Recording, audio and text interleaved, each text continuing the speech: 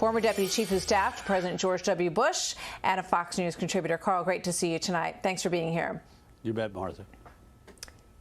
So let's start with that Real Clear Politics average poll that shows the tightening of the race, about 4.5 points between the two, the incumbent and former Vice President Joe Biden, in those really important states. How indicative is that, do you think? Well, I think it's an important but probably natural thing, what is happening here at the end, particularly after the first debate performance for President Trump.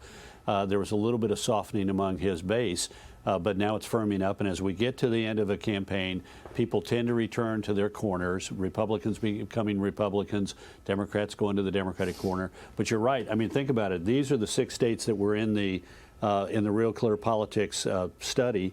I know from polls that I'm looking at in Arizona, private polls in Arizona, North Carolina, Pennsylvania, and Wisconsin, that the numbers are tightening. In fact, I just was briefed on a poll in Wisconsin that had a 5,000-person sample that showed significant closing to low single digits, dividing the two candidates. So if that happens, think about it this way.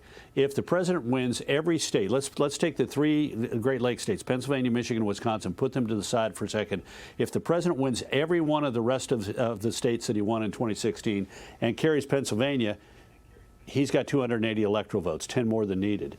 If he carries Wisconsin out of those 3 states, only Wisconsin, he's got 270. If he carries Michigan out of those 3 states and loses Pennsylvania and Wisconsin, he's got 276. So the path to victory lies in these states. If the president carries all of these, carries Arizona, Florida, North Carolina, and then he just needs one more of these states.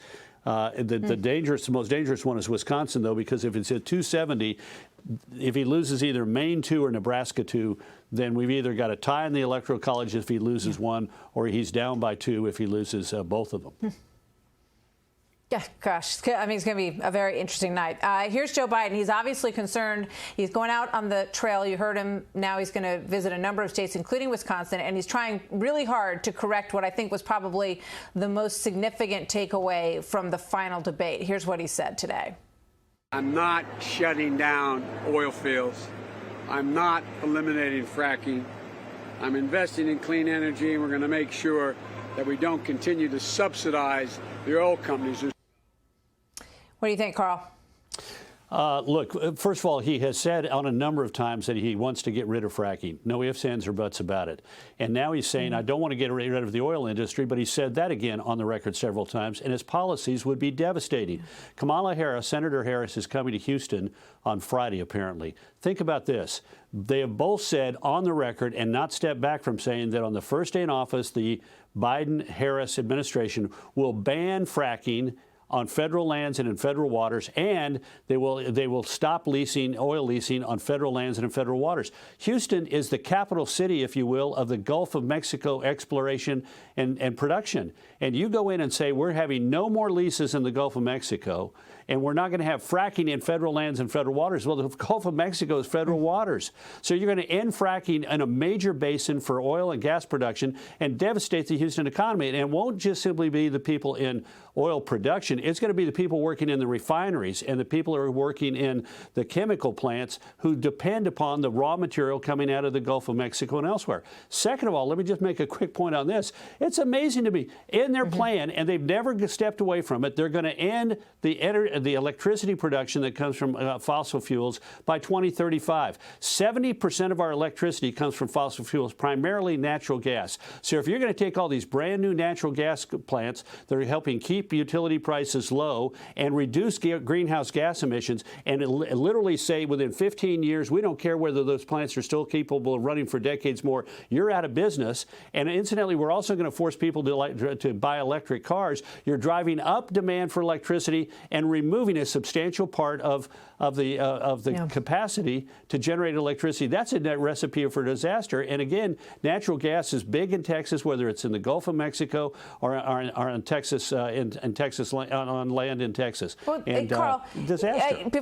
I want to play this other soundbite from Kamala Harris on 60 Minutes last night and get your thoughts on it. But before I do that, she's going to be in Texas, as you pointed out. That's a pretty bold move to send a vice presidential candidate to Texas. I don't think it's happened since Lloyd Bentsen went there, and he was from Texas. So Right. isn't that a sign of confidence on their side? I think it's hubris, because what it means is she comes here on Friday. She's going to be met by every Republican candidate in the Houston area pointing out how this is going to hurt the Texas economy. And she's going to just mean that the closing note in Texas is going to be all that the Biden-Harris team says that they're going to do to hurt oil and gas in Texas. Our principal source of revenue for our universities and for our public schools, one of the biggest, if not the biggest source of energy of revenue for our schools and universities is oil and gas revenues from royalty payments on state land. Yeah. I mean, this is a disaster for Texas. All right.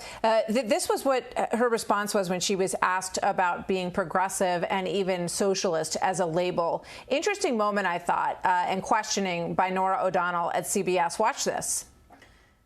And is that a socialist or progressive perspective? No.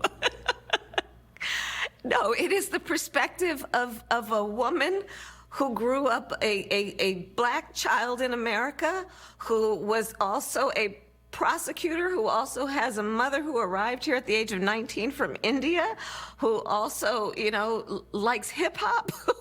Like, what do you want to know? Well, I want to give you the that went on after Yeah. that. What did you think about that exchange? I think a weird answer, and clearly she didn't like the question. Remember, the National Journal, a respected nonpartisan publication, ranks her, looked at all of her votes in the Senate and ranked her as the most liberal member of the United States Senate. Look at what she said during her fledgling campaign for president in 2019. This woman is on the far left of American politics, supported, for example, one of the co-sponsors of the Green New Deal, endorsed Medicare for all. I mean, this woman is on the left of American politics. She doesn't like being asked that question, so she dodged it as best as she could with one of the weirdest laughs I think I've ever heard out of any politician that I've seen in decades. Yeah, I mean, it seems like the answer is pretty easy, and it's one she said before, which is, I would be the vice president, so I'm going to, carry out the policies of the president. But you're right; it appears she didn't like the question at all, and it was an interesting answer. Karl, thank you very much. Great to have you with us tonight. We'll see you soon. Thanks, Martha. You bet.